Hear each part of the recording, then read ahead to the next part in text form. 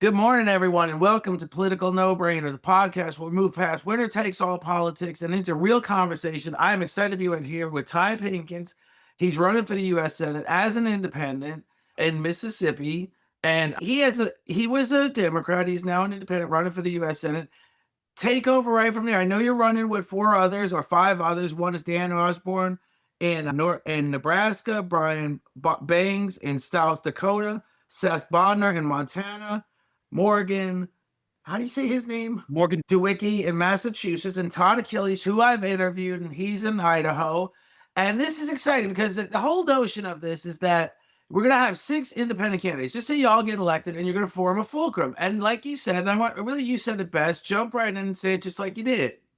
Well, I think what I tell voters when they ask me why I'm running as an independent, I share with them that, and this kind of upsets voters on both sides of the aisle, but I think it's true, that both political parties have failed us, one. And two, the two political parties are the reason we are in the situation we are in right now. Maybe one more so than the other, depending on your political leanings. But the fact still remains that these two political parties, the Republicans and the Democrats, they have had control over our government for the longest of times. And we are right here where we are right now. And the only way we move forward on issues like healthcare, on issues like education, immigration reform, the only way we move forward is if we send independents to Washington to hold both parties accountable and push those issues forward that the American people are ready for. And I think right now is an opportune time because we have 5 rural states. We have Montana, South Dakota, Idaho, Nebraska, and Mississippi. Now, what do those 5 states have in common? Well, there's a gentleman in Nebraska named Dan Osborne, a gentleman in South Dakota named Brian Bings, a guy in Idaho named Todd Achilles, and a guy in Montana named Seth Bodnar, and then me, Ty Pinkins, in Mississippi. And all of us are veterans, and all of us are running as independents for United States Senate because we want to deny either party a majority in the Senate. And when we do that, we create a fulcrum where both parties have to work together in order to move things forward. And they have to work with those 5 independents sitting there in the middle, holding them accountable. And that's just incredible. So let's take one step at a time here. You've got the fulcrum, right? Then you're talking about healthcare. Let's take a baby step, for example. Okay, It was got it. a banner moment, a moment in history, a token affirmation. There was a discharge petition in the House to continue the subsidies for the healthcare, for the Affordable Care Act. It is now dithering in the Senate. There's no movement whatsoever. It seems like I would literally throw the number out there that millions of people have lost their health care coverage simply because they can no longer afford it without the subsidy. You guys get in there. Can we move the subsidy forward? Can we at least do that without revamping? And sure, the Affordable Care Act needs help. It needs some help. But can we at least do that one simple baby step? The will of the American people was profound when there was a discharge petition telling Mike Johnson, put this vote to the floor. He said he won't. And we've only had a discharge petition, as far as I researched, and I could be wrong. I think it's been about 15 years ago on a transportation bill. So we're talking about, I call it a token affirmation. We're talking about a historical moment in time. The will of the American people is we just want those subsidies back. Let's not, I mean, I know we've got all kinds of debate. Like we've said, and I agree 100%. I'm not mad at all. Both parties have failed us miserably. This is one moment in time where they could actually do something. Yeah, and I think that's why candidacies like mine and Todd and Dan and Seth's are so important right now. And the discharge petition being stuck right now is a prime example of what independents in the United States Senate can do. Right now, the Senate is split 53 to 47, 53 Republicans, 47 Democrats. If at 3 of us win or 4 of us win, neither party can stop legislation like that.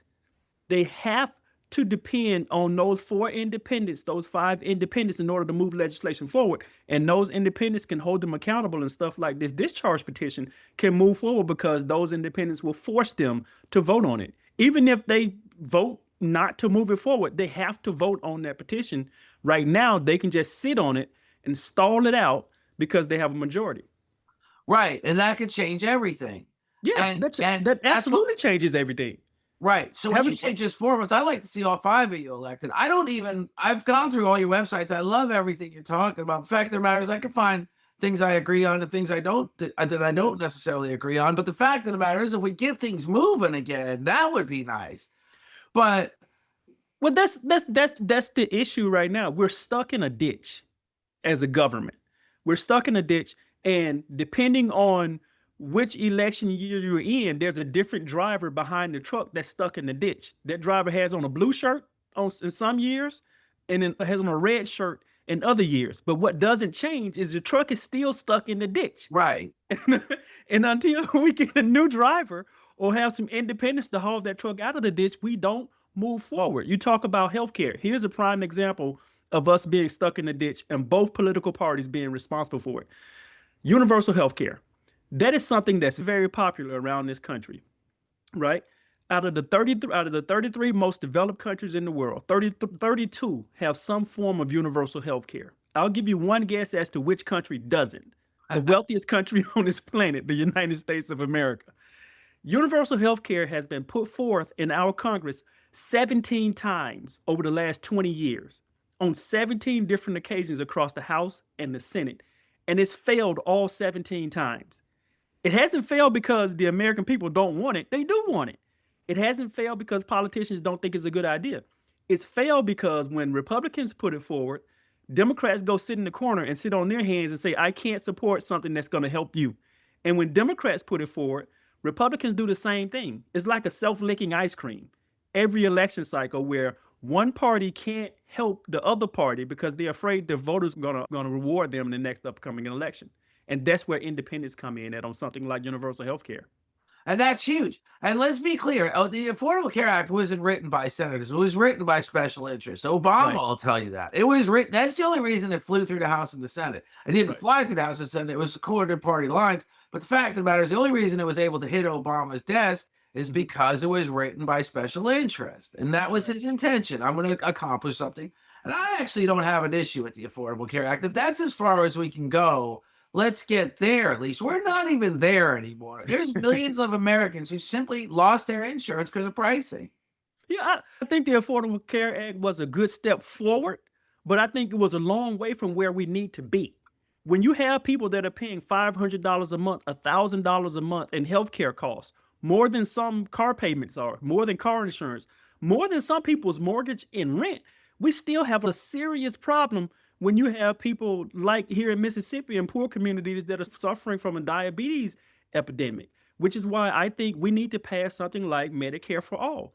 And people ask the question, okay, how are we going to pay for it? How is everyday Americans going to pay for it? We're already paying for it. $500 a month, $1,000 a month in health insurance through stuff like the Affordable Care Act, which was a good step forward, but we could do so much better.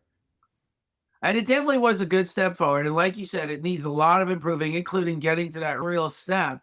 But there is those roadblocks. There is Republicans or there are the American people say, I've worked for everything I've ever had. And the government just wants to give everything away. Now, I got all the memos, but like you said, everything could change if we change our leaders. And this is the time to do it. So how does Ty Pinkins get out there to Mississippi? Are you doing well with campaign finance contributions? Are you able to get your message out, or are you going to be drowned out? You got to realize, there was this terminology primary, and granted, independents don't face primaries, but basically it was it essentially started as if Elon Musk doesn't like you, he's gonna pay somebody to run against you, and he's gonna give them all they need to just destroy you. But special interest has been doing that for years. They've been funding candidates. So is Ty Pinkins up against that? Do you have that issue with when you say universal health care? Do you have some issue with some conservative, very wealthy conservative movement that's going to fund your opponent? Well, I think any independent candidacy is going to run up against that. When you're an independent and you're a serious candidate that can articulate a message, that can communicate effectively with voters, that scares candidates on both sides, politicians on both sides of the aisle, because what they don't want to do is stand on a stage with an independent candidate that can call both of them out. So the money is going to be invested in Democrats and Republicans, and independents have a hard time raising money. But my question to voters when that comes up is, In the United States of America, when did we as voters bend the knee to millionaires and billionaires? When did we say simply because a candidate on the left or the right is funded well by millionaires and billionaires that we just give up? No, that's not me. I get contributions, small contributions from people, $20 here, $30 there. But what I don't get is millionaire money, billionaire money, lobbyist money, and super PAC money. And I don't take it. I've sent money back to these people because I don't want it. And I think until we have candidates like that'll run and continue running despite all the money that's being poured in on our opponents, then we don't win. Well, you've also said now you're not just an independent candidate. Like you said, you're running with 4 independents and change the whole outlook of the Senate for the first time ever. And so, do you present that on the campaign trail? Do you talk about that? How you guys intend? Oh, absolutely. Yeah, Absolutely. and that could change everything because senators can stall everything or they can make everything happen. Well, I explain it to voters and they get it. I explain it like this and I give them this data point. Since 1977, on 6 different occasions, the 2 major political parties have had total control of our government. Under Carter, Clinton, George W. Bush, Biden, and now Trump. That means that in those 6 administrations, at some point, they had control of the presidency, the House of Representatives, and the United States Senate at the same time. And I ask voters if they've had total control of our government 6 times over the last since 1977, why are we still dealing with healthcare issues? Why are we still arguing over immigration reform? Why are we still dealing with our schools being underfunded? If both parties have been in charge, and I say until we send independents to Washington, we're not going to change anything. And voters get it then. They get it when we put it in that historical format, when we start giving them those factual data to support an independent candidacy. And I'm going to answer your question when you say, why are we still dealing with these things? Because I truly believe, as we said in the beginning, both parties have failed us. Together, they failed us. Together, they've worked together to fail us because it forms a giant petri dish of an underclass, which I think both parties have a severe interest in seeing to it. That underclass grows all the time. And that's the issue. So then let's get right into education. And I love education. That's really my wheelhouse. I think we have some solutions. I actually think President Obama did a wonderful job with the Affordable Care Act. The problem is, I've always said it, the acronym, the Affordable Care Act, with or without the subsidy, is not always affordable. So I've always said at least it's the Available Care Act. At least you can be diagnosed with something awful, at least get insurance without getting gouged on your rate to the point where you can't get insurance. But so it's a big step. But let's talk about education. As you said, underfunded. There's 1,000 things we could do with education. I was just talking to a conservative lady. She's running for superintendent in Georgia for a school district, and she had some great ideas, some really innovative ideas, like trade schools, not just a trade like plumbers, like medical coding and stuff like that. Like really spending some real new initiatives on our education system. I've always said I'd like to see it. I think it's happening in Mississippi, a public option for Montessori schools, because I do think a lot of kids really get lost in the K through 12, the standard K through 12 system. And we really, from that moment forward, it's a sense of discouragement in their life. They never achieved anything in school.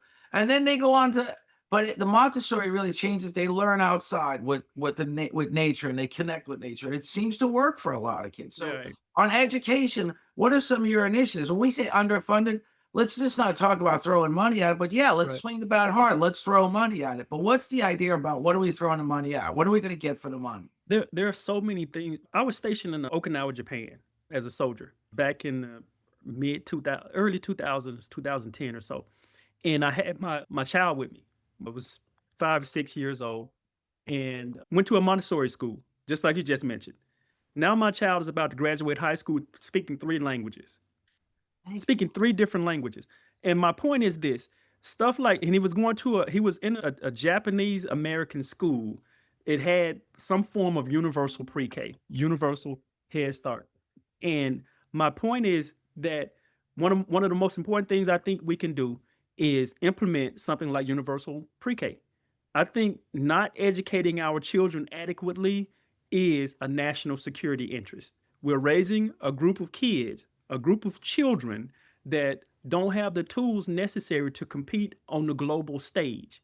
And if we continue to underinvest in our schools, underinvest in our teachers, we are going to raise a group of kids that aren't as competitive as we need them to be as this country moves forward.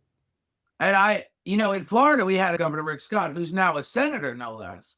And he made a conscious effort of shutting all the schools down. I mean, he was promulgating advertisement about online schooling and homeschooling. And I'm like, that's not going to do a lot of kids a lot of good. Some kids it'll do some good, but he was literally looking to put a dagger in the entire K through 12 education system here in Florida. And like I said, I just see it as a deliberate action to really create an underclass, to really create a poor working underclass in America. And if we do like you just said, like your son had that incredible education at Montessori, and he's speaking 3 languages. If maybe we don't know, if all he had was the American system where you go K through 12, English, math, arithmetic, English, math, reading, writing, whatever it is, and it didn't work for him, would he speak 3 languages today? How many times they say no child left behind. As far as I'm concerned, about 75% of children are left behind. I mean, take a look at the state of Mississippi. Mississippi has the largest percentage of African Americans in this country at around 40%. Most of those community members live on the western side of our state, which is what's called the Mississippi Delta, the poorest area and the poorest state in the country. That's where I'm from.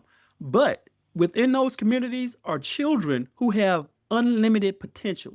I grew up in the public school system in the Mississippi Delta, served 21 years in our military, worked for presidents from both parties, and somehow ended up graduating from one of the top law schools in this country, Georgetown University, where I earned my JD, my law degree, as well as my LLM, my master in law. So if we make sure that these children have the opportunity, if our schools are adequately funded, if our teachers are paid a good salary, then we actually create a system where our children can actually excel. And I'm an example of that. And that's one of the reasons I'm running as United States Senate, as an independent.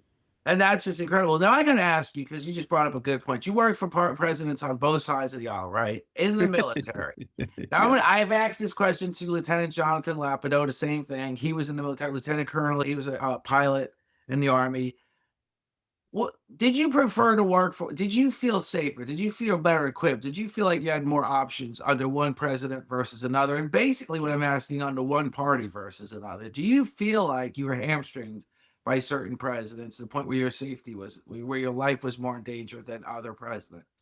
Well, for me, when I say I worked for multiple presidents, I was a communications aide on the Democratic president, which meant I was directly working with that administration, communication aides for a Democratic president and a Republican president. So as a military person, as an active duty military person, it wasn't for the individual in the office, it was for the office itself. So whenever that transition took place, the military people in the White House, we stay in place. We sit there like a fly on the wall. So with regard to which one was better, which one was worse, or who I felt more comfortable under, we've gone to war with Republican presidents. We've gone to war with Democratic presidents. And I'm, with my master's in law, I think the last thing we need to do is put our service members in conflict without looking for other solutions. So with regard to which one I felt most comfortable under, it depends on their policies and how they approach the situation and putting our service members in harm's way. And so without saying specifics, would you say that some presidents put you in more harm than other presidents? Yeah, I would say sometimes when we look at the situation that we're in now, a war with Iran, totally unnecessary. Not something that we should be doing to this country. We should not be moving this country through the situation that it's in right now. And our service members should not be getting put into harm's way by an ill-advised, unnecessary war in the Middle East. And so let's get right into that, okay? Because we've covered Iran in detail. I literally had an Iranian activist, Khalil Zababi, a young lady, that we talked about Iran. There's been many presidents, including George Bush, who took a vote by his cabinet, his top cabinet people. Should we go to war? Should we go to war with Iran? It's always been, the answer's always been no. There's always been the answer to consequences or fears. We're seeing the consequences now. And I've made the argument that Donald Trump was led by the nose by either Jared Kushner or Netanyahu or probably Saudi Arabia, because we know they hate the Iranians. And he's very close to the Saudis. President Trump, it appears to be very close to the Saudis when he's with them waving swords in the air and dancing and doing all the kinds of things he does. So we're there now. So first of all, my first question, let me wrap up my first question. Ty Pinkins becomes a senator. How do we, he hasn't even asked the Congress for approval for this war. So, and I'll make a whole nother point about that in a minute, but how do we, if we're not out of this by the time you become senator, how do we start taking legal action that this was never approved? People have to be held accountable. People have to be held accountable, and we have to acknowledge something in our country. And it's going to be painful for some people. We have to acknowledge that people like Benjamin Netanyahu have a control over elected officials in Washington that is unhealthy for our democracy. People like Benjamin Netanyahu have a control over our elected leaders in the House and in the Senate and in the executive branch that is unhealthy for our democracy. And this war with Iran is an outgrowth of that. We're seeing it in action right now, where we have organizations like AIPAC that can contribute so much money to elected leaders. And then from that, we see people like Benjamin Netanyahu that have the ear of the president of the United States that leads us by the hand and plops us in the Middle East in a war in Iran. So one of the things that we need to do is, one, hold people accountable, whether that be the president of the United States, whether that be people that are in Congress, the House or the Senate. We need to have hearings, and people need to be held accountable. There are 13 American soldiers that have lost their lives in this conflict. Hundreds who have been injured in this conflict. Billions of dollars a day that are being spent, American taxpayer dollars, on this conflict. Somebody needs to be held accountable. And I think we only do that when we have independents in Washington to hold both parties accountable and force it to go through. Absolutely. I would love to see that. And the first thing you said is like it or not. It is what it is. It is what it is. It is just that. Let's be clear. Okay, like you said, we're spending billions of dollars. Israel is at 60% of their GDP to their national debt. We're at 120%. And we're paying for this whole war. I mean, and on top of that, we send $4 billion a year to Israel. Right. And they'll always argue the point, we pay it back. We always pay it back. Okay, thanks for paying it back. And we expect that from everything else we send out there. But you know what? This particular instance is, people are arguing with me on Facebook that I just don't understand foreign policy. I understand foreign policy full well, better than the people arguing with me that I don't. And that's fine. Because like Ronald Reagan said, the discussion, the disagreement is all about what makes America the greatest country in the world. I'm all for you calling me just the biggest idiot in the world. I love to hear it. But here's the simple fact. Appendix after appendix was in the Camp David Accord. The West Bank was supposed to be the Palestinian state. Mm-hmm. Everybody gave Rabin credit for giving the Palestinians Gaza. Gaza was always intended to be a classic example of be careful what you ask for, you may just get it. It is the most densely populated area in the world, 2.6 million people at a 4-mile by 26-mile piece of land, a narrow piece of land that has two supply routes, one from Egypt, which can't get through much, and the other one from Israel. So these people have been suffering in that area. So when you think if they're angry, if they're going to lob something at somebody, we've promulgated that anger. Mm-hmm. And we've done the same thing to the Iranians. We haven't allowed them to sell their oil. We haven't allowed them to have their money. Obama came up with some sort of resolution that may have made peace. It was called the Joint Protection, JCPOA or something. Right. It wasn't a bad idea. And he gave every president. It was a step forward. It was a step forward with a country and a government that's incredibly difficult to negotiate with. And it took a couple of years, but they found that spot, that sweet spot. Everybody didn't get what they wanted. The Iranians didn't get everything that they wanted. We didn't get everything that we wanted. And we have a president that came along and tore that up, threw it away. And now we see where we are right now. And with regard to Gaza and a country like Israel and leaders like Benjamin Netanyahu, you can't claim that someone is an existential threat to your existence while you're completely destroying every opportunity for Palestinians in Gaza to survive. They've destroyed that whole place and continue to do that to people. And when you talk about how we move through this, I think the way that the Palestinians and Israelis move through this is a two-state solution, making sure that the Palestinians have a place that they can call home, that's safe and secure, and the Israelis will have a place that they can call home that's safe and secure. The problem is that only one side feels like they have a right to have a place that's safe and secure, And the people without the weapons, the people who are in Gaza, the Palestinians in Gaza, who don't have the resources that Israelis have, they think that they don't have a right to have a place that's safe and secure. And that's my problem with what's going on in Gaza right now. It's a genocide. We have to say that. We have to be comfortable saying that an ally of the United States of America has committed a genocide in Gaza. We have to say that because those are facts.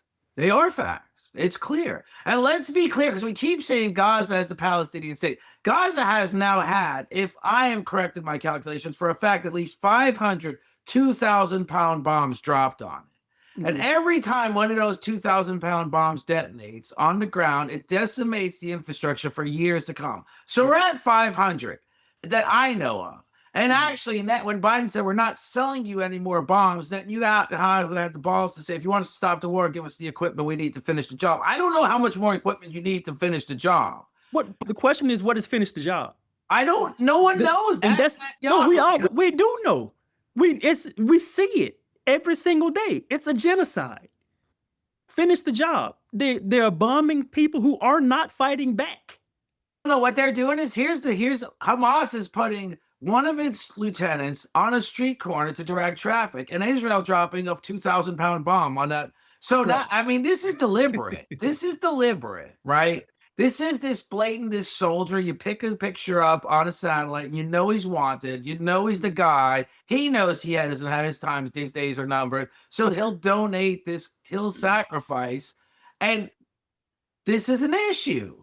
It's an issue, but the solution, I think, part of the solution, I think, stems back to money and politics in the United States of America. Who can pay senators to run for office and win office? Because when these millionaires and these billionaires and these organizations like AIPAC, when they contribute to these campaigns, that's an investment. And they want a return on that investment after you win your candidacy. And in this case, with regard to Israel, that return on investment is signing off on the United States sending bombs and sending resources to Israel so that they can bomb poor people and desperate people in a place like Gaza. So getting money out of politics, I think, is one of the most important things that we need to do, as at least big money out of politics. And that means overturning stuff like Citizens United. Right. Now, Citizens United was fun. It's funny you mentioned that, because I still remember when President Obama talked about it in the State of the Union address, and then Justice Alito mouthed the words. Some say bullshit, some say not true. But the fact of the matter is, Citizens United just basically means corporate America could donate $10 million to your campaign right now. And the only thing they can't do is have you at the end of the commercial say, I'm Ty Pinkins, I approve this message. They can put any message they want out there for you if they support you.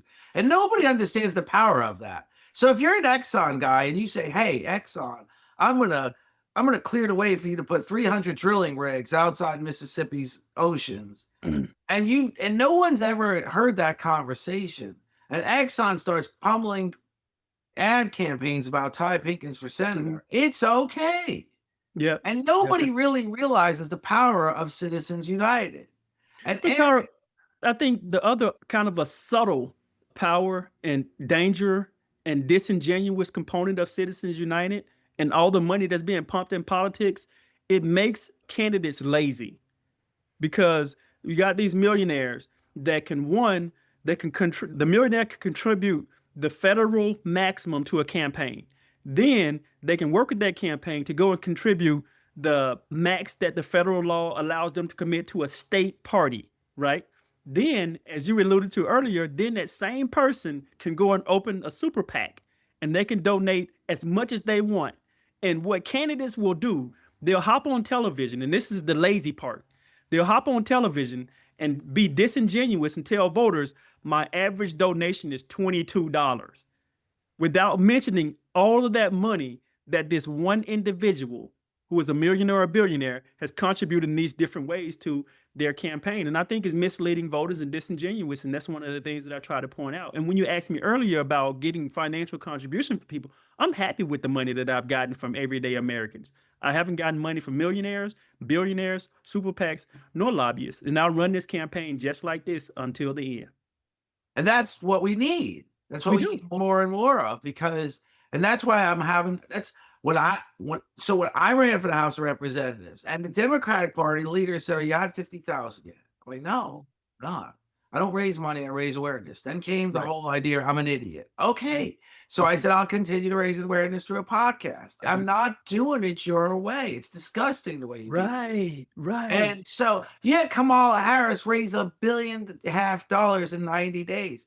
And it was for what? You've Mhm. cannibalized everybody's ability to donate worthwhile charities like St. Jude's Children's Hospital, Mhm. but you had no campaign. Even when she was asked on The View, would you do anything different? She said, "No, I wouldn't do nothing different." Okay, well then what do we need $1.5 billion worth of messaging from you then? You're not gonna we know we know what was done. Mhm. And So that's why we have to address this. And I know it sounds like a broken record. The only way we address it, the only way we get through it, Jeff, is by sending independents to Washington. In 2008, the amount of money that went into a presidential election was about $16 million.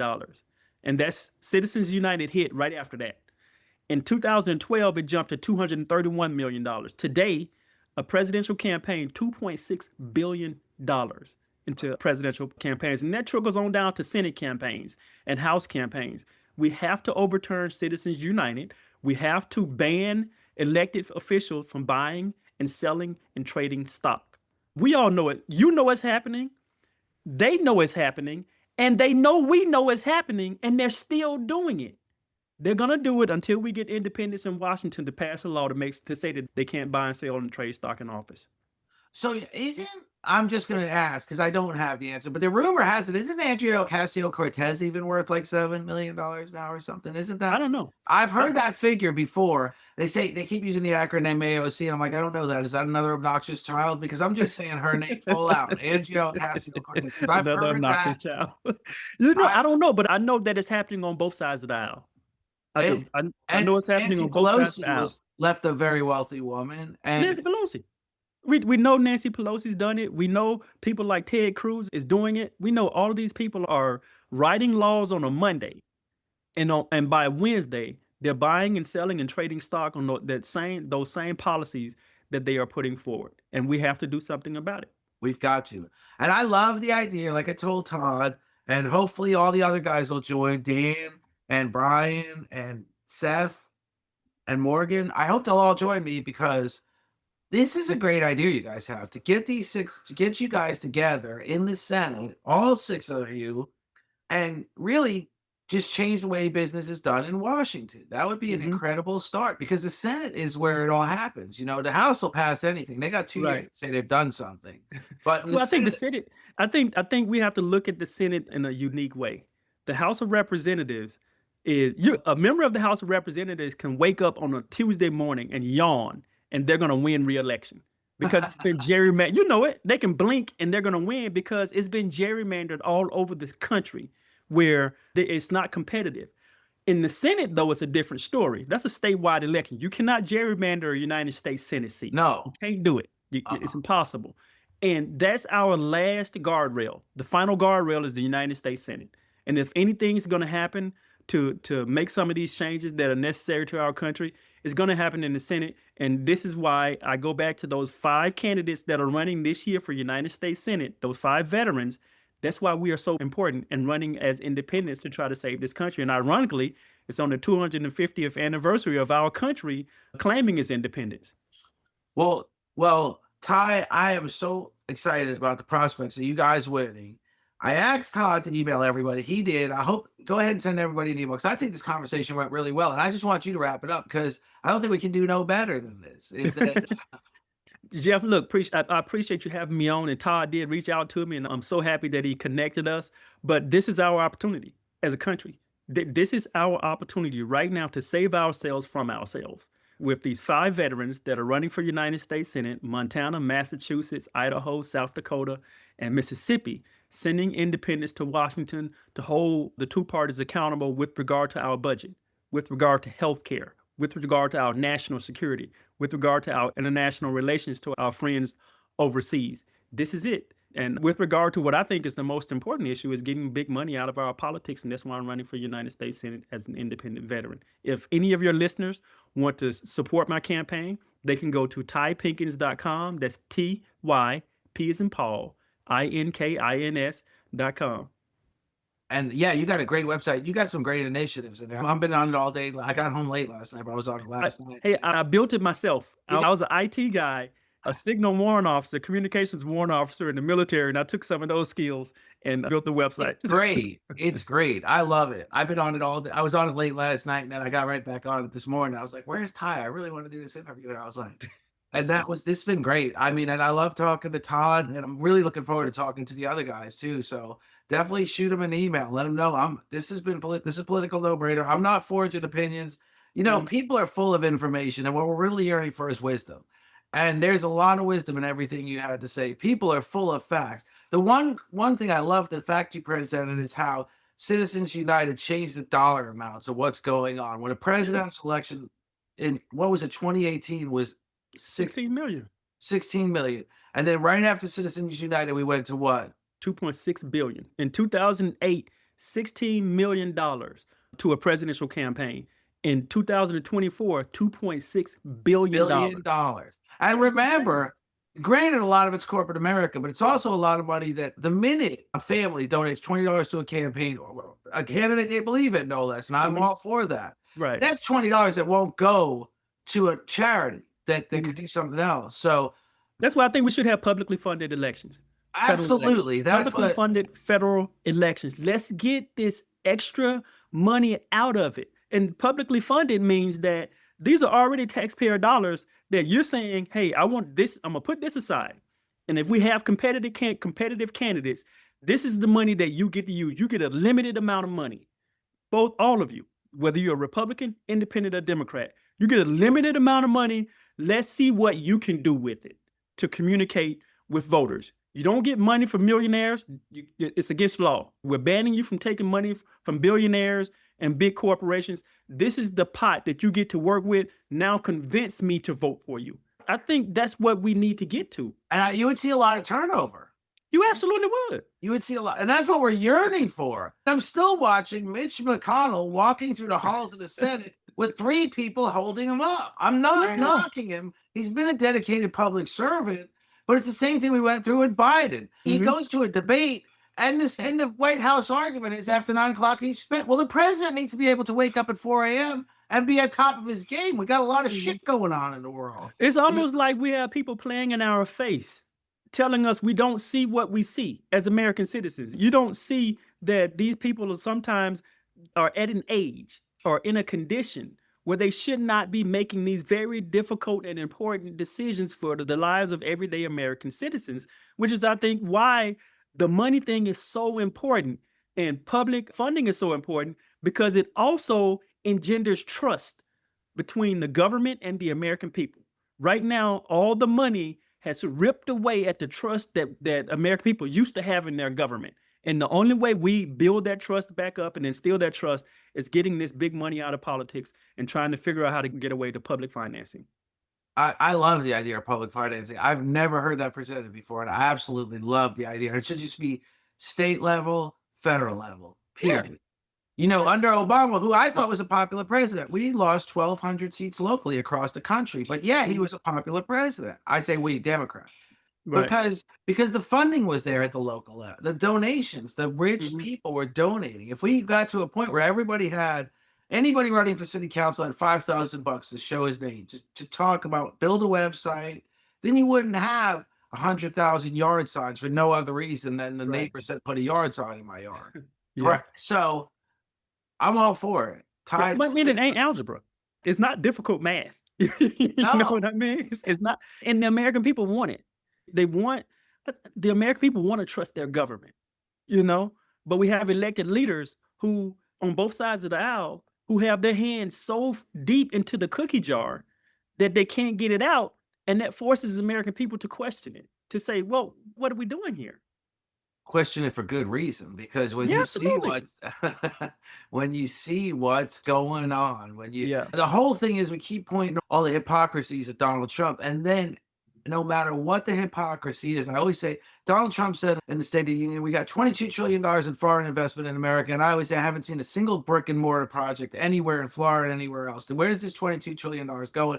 But Bill Clinton said we got $12 trillion in surpluses on the way. Right. And nobody saw that either. So, we question all this for good reason. The hypocrisies are huge and wide and on both sides. Yeah, absolutely. Can you still hear me? Yeah, absolutely. Yeah, absolutely. But you're absolutely right. Where's the money? Where is all the money that these taxpayer dollars that are being spent out, the infrastructure? Where is the money to improve our infrastructure? I've traveled to over 20 different countries, all over Europe and Asia, and I'm trying to compare the infrastructure in some of these countries to some of the stuff that I see in these rural states, in these urban communities, these urban states. Why are we so far behind if we're the wealthiest country on the planet? It's just ridiculous. And Where are taxpayer dollars really going? And I don't think we get there until we send independents to Washington. And then another issue, I think, with regard to independence and how independence would benefit our government, the president gets an opportunity to nominate people to be in his cabinet. He gets an opportunity to nominate the Health and Human Services Secretary. He gets an opportunity to nominate the Secretary of Defense, to nominate the Secretary of Education. He can make the nomination, but that nomination has to come before the United States Senate. And we pay people, 100 senators, to evaluate these people before they get that job, to evaluate them. How in the world do we have a majority of 100 United States senators to say someone like Linda McMahon is qualified to be Secretary of Education when her only qualification is leading the WWE? How does that happen? How in the world do we have a majority of 100 United States senators in these United States of America to look at someone like Pete Hegseth and say that he is qualified to lead our sons and daughters into combat? And we're seeing the result of that right now in Iran. How in the world do we have a majority of 100 senators to sit and take a look at someone like Robert F. Kennedy Jr., look for him to sit in front of them and testify, and they look at his qualifications and say, yeah, he's the best person to lead the Department of Health and Human Services? How many elementary school teachers, principals, superintendents, law school professors, deans could have done that job other than Linda McMahon? How many doctors all across the United States of America? Millions of doctors.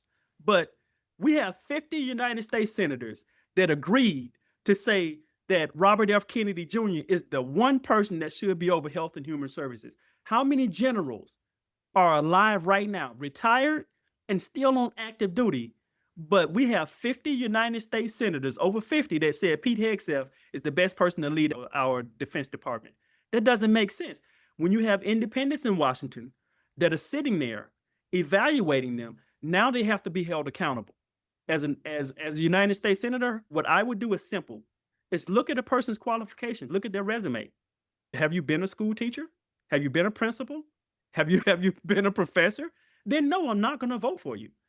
For someone like Pete Hegseth, what have you done in the military? You have a really slim resume? Then no, I'm not voting to confirm you. No. And you left out Tulsi Gabbard, which I'm absolutely certain. Which I'm absolutely certain. I'm certain. I will place this bet, but it would have to be, if you went to her right now, pop quiz, tell me the 18 agencies you're in charge of reporting on. She couldn't name 11 of them. Right. I am absolutely certain of it. She would not know. She would start with the CIA, and that would be as far as she could get, probably. So her only connection to national security was Syria, and the Assad family fell before she ever took office. Right. So I am absolutely certain that was just insanity. She's got to put together a report every morning for the president, who I'm sure doesn't know what he's reading either.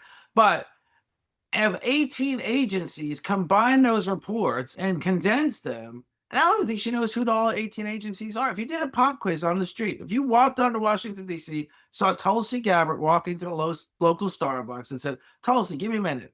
Can you just name? And that goes directly to my point. Part of being a United States senator and sitting there, you have a responsibility to evaluate these nominees on behalf of the American people. You have a responsibility to say, you know what? I'm going to look at your resume and decide whether the American taxpayers should pay you to hold this important position. And we have people in suits in Congress today that made the decision to hire people like Tulsi Gabbard, to hire people like Pete Hegseth, Robert F. Kennedy Jr., Lyndon McMahon, who are literally tearing our government and these agencies apart that people depend on. And I mean, Pam Bondi is Attorney General. It's the list just goes on and on. And I really did like President Obama. I didn't always agree with him, but when he kept on Bill Robert Gates, I said, you know what? That's brilliant. You know, we got so much going on right now. You kept on a Republican for 2 years. He wanted out. He was ready to say deuces. But but there was no logic in this one at all whatsoever. Just total. There was no logic. I'm just being kind when I use the terms no logic. But it's just a circus right now. I love a person that swings about harder than anybody, and I've given Trump credit for that. But the fact of the matter is the approach is arcane and obscene. And Well, I think one opportunity we do have, and we can all agree that the way that ICE and the Trump administration implemented its immigration policies were inhumane, overly aggressive, and a lot of American people have gotten hurt and are still getting hurt. And one of the things that this administration did was they closed the border. They shut it down. Shut it down. We are here. The way that we got here was painful, and I disagree with a lot of it, but it is shut down now. Now, when was the last time we heard our elected leaders in Washington, in Congress, say that now is the time to implement border immigration reform? no, they don't even talk about it. Now is the time to do it. Right. Why aren't they having that conversation? Now is that both sides of the aisle have been complaining about border crossings, about immigration for years, for decades. Now that we are in this position, we're in the situation we're in right now, regardless of whether you disagree with it or agree with it, there's an opportunity to say, all right, let's get it done. Let's get it done. The ideas are there, but we have elected leaders who don't have the compunction to move forward on it. You know, there was an incredible baby step. I love to call certain things baby steps. When George Bush, the son, I think he's W, right? The son is W. He had a guest worker program. And he said the reason it failed is because Harry Reid was asleep at the wheel. Well, President Bush, were you asleep at the wheel? I mean, why didn't you push that through? I mean, just start there. Because everybody's talking about we're losing jobs. And I always say Americans want to wear Nikes, not sew Nikes. Right. It's just that simple. You know, Warren Buffett talks about a Nebraska furniture mart he bought 50 years ago for $50 million from a Russian immigrant that got here with $3. The fact of the matter is what made Nebraska Furniture Mart such a big company is he started importing furniture. When the Russian lady owned it, they were building the furniture in the back room. Then he just started bringing in furniture from China. It's a momentum that's been going on for 100 years. We've been transitioning to foreign exports for 100 years. This is nothing new. And then you've got automation and AI. I mean, I've known a lot of people to lose their jobs. So stop arguing the point that guest workers and immigrants are the problem. They're here to work hard and succeed. Let them have that opportunity and put some steps in place. Think about the alternative. The goal, I believe, for some people who believe that we should kick immigrants out of this country, the goal is to get 100 million people out of this country. Think about what that would do to our economy. These are people that shop at Kroger and Walmart or at your local family grocery store. These are people that get their cars repaired when they're broken. These are people that buy cars. These are people that work and pay into our income tax system. And most of the time, they don't see any benefit from it. When you remove that billions and billions of dollars, and those people who actually invest into the economy, out of the economy, now you're talking about a depression that we have not felt since the 1920s. On top of the fact, they're going to find their way to competitor countries and be just as productive over there. And we're going to have more competition. And they're going to have a fun. There's good lives outside. I love my life in the United States, but nobody says life is awful in somewhere else. There's some, I mean, we spent time in Costa Rica. I liked it there a lot. It was fun. I mean, I think what we have to understand and distinguish is that there are people that are immigrant workers in this country that contribute to our economy, that contribute to our societies. Everybody that's an immigrant in this country is not a bad person. No. There's people who are American citizens who do bad things in this country. But there are a lot of people that come from South America, that come from Europe, that contribute to this economy, to this society. And we need to make sure that we're not throwing the baby out with the bathwater. Thank you. I love that saying. Thank you. That's the best way to look at it because that's really what we're doing. What we're doing when we're implementing these steps. We're scaring people off now. And the fact of the matter is, like I said about Kamala Harris, when she said she wouldn't do anything different, I would have said I would have closed the border. I mean, that wasn't a hard. That's a pop quiz. Tulsi, name all 18 agencies.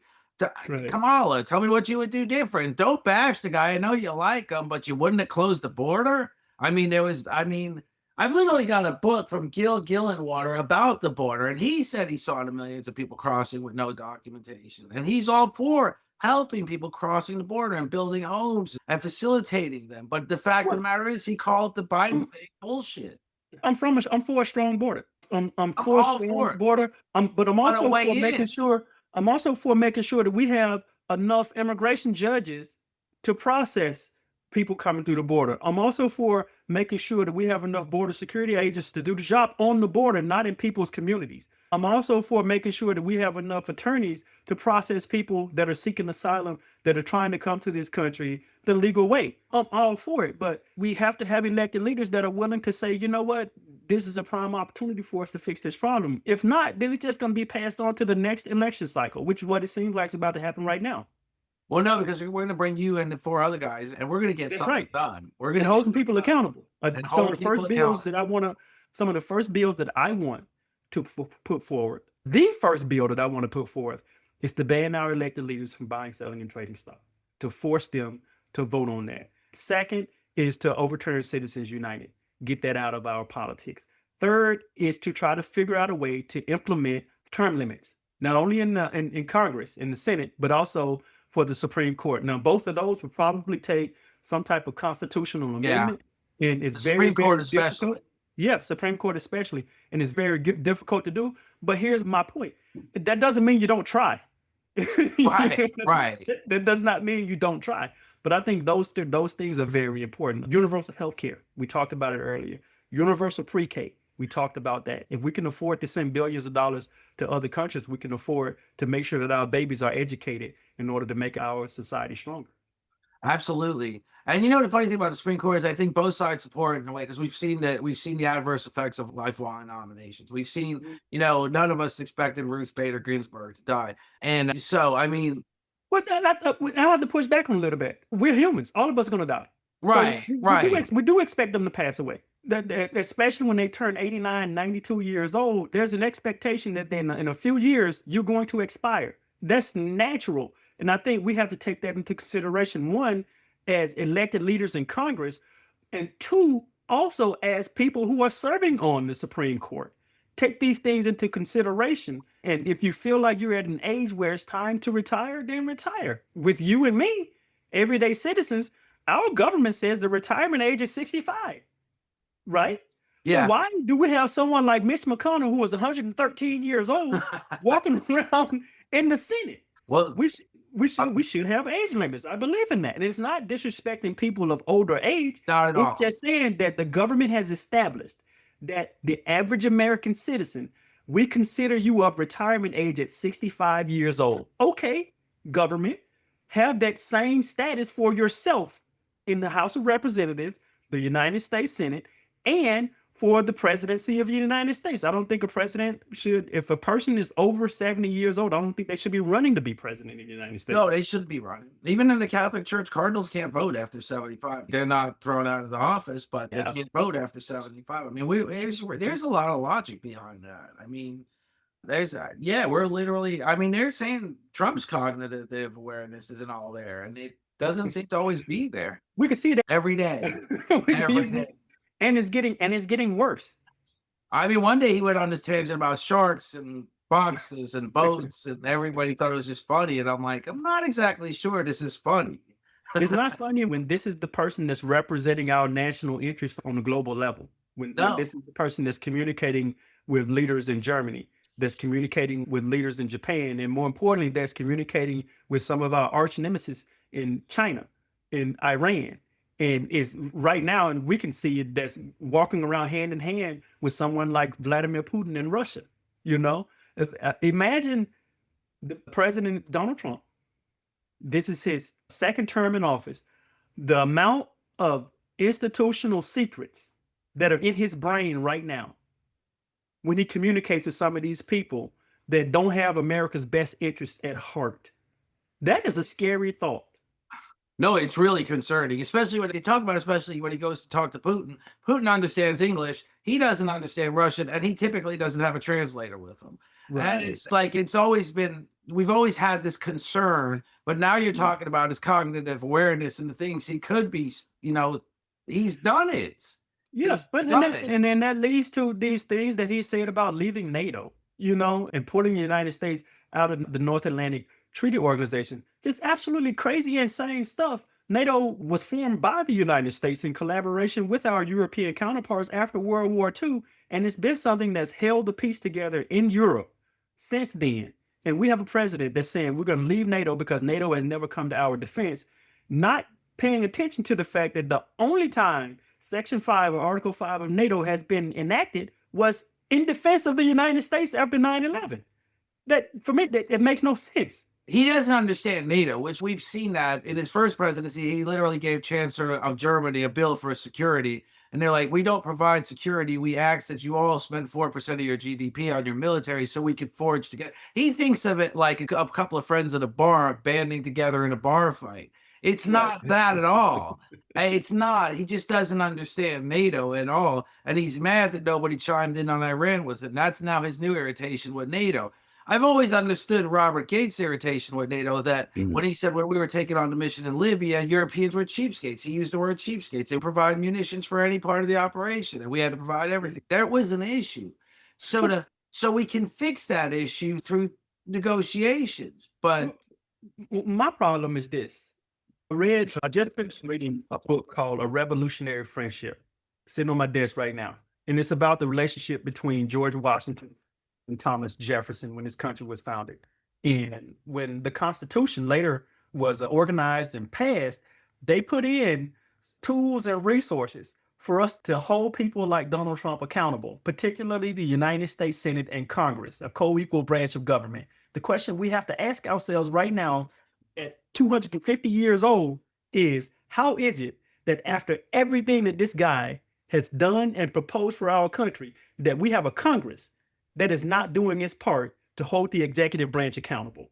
What the heck is going on? What the hell, excuse my language, what the hell is going on when we can sit back? Well, not us, not the American people, because the American people are frustrated and tired and angry.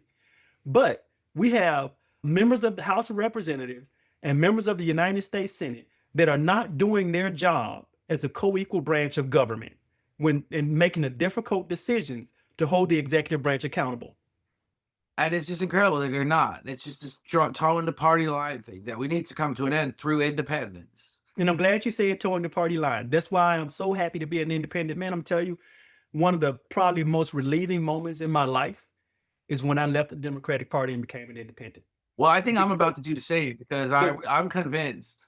I'm not saying that people in the Democratic Party are bad. I'm not saying that. I'm not saying people in the Republican Party are bad. Not at all. What I'm saying is that there's a level of stress associated with being trapped in that silo, with having to toe a party line, that I'm so happy is off my shoulders as an independent candidate and as an independent. I think I'm going to do the same because I feel like often when I make my comments on this podcast, Democrats think I have to let them down. So you know what? I'm going to really let them down and tell them I'm just on my own now. I had my team. A young lady asked me I was on the campaign trail yesterday, in fact, around 3:30 in the afternoon, and it's about 85 degrees here in Mississippi then. And I stopped at a picnic that I just happened to see on the side of the road. In a community, there was just a large group of people, a whole bunch of cars and a tent and some barbecue grills. And I do this often when I'm driving down, when I'm on the campaign trail. I just pull over and go over and start introducing myself. And I did this yesterday. And I was walking around introducing myself. Some people were like, I know you. I remember you ran last time and now you're running as an independent. The young lady stopped me in my tracks. She stood in front of me. It was almost like a roadblock in the middle of this crowd. And she said, I have a question for you. I know who you are. What is an independent? And she was serious. And I explained to her what an independent is. She was like, we have the Democratic Party, the Republican Party. What is the independent party? I said, first of all, there is no independent party. I said, you're an independent. You have Democrats on one side, Republicans on one side, and as an independent, I choose neither side. I choose to represent the people of Mississippi when Republicans put forth good policies that benefit Mississippians and when Democrats put forth good policies that benefit Mississippians. I'll work with anybody, but overall, I'm an independent candidate. And she was like, well, that kind of makes sense. I said, well, there you go.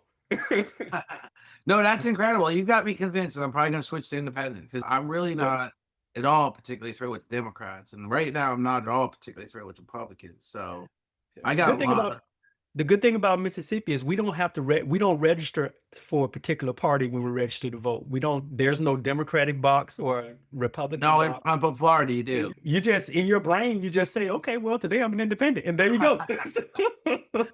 That's beautiful. No, in Florida, you do, but that's fine because I know how to do paperwork. Believe me, I've been There you around go. that office a few times. Well, Ty, it's been incredible. I really appreciate you being so generous with your time, and it's been an incredible conversation. We're gonna get this out. I'll get you an email when it's out. Yep. Give me the email, send me the video, and I'll send it. I'll share it on my social medias and everything. And I'll certainly, me and those other 5 independent candidates, we're on a text chain together. We communicate often. I'm gonna let them know that I had an interview with you and that they should certainly come on.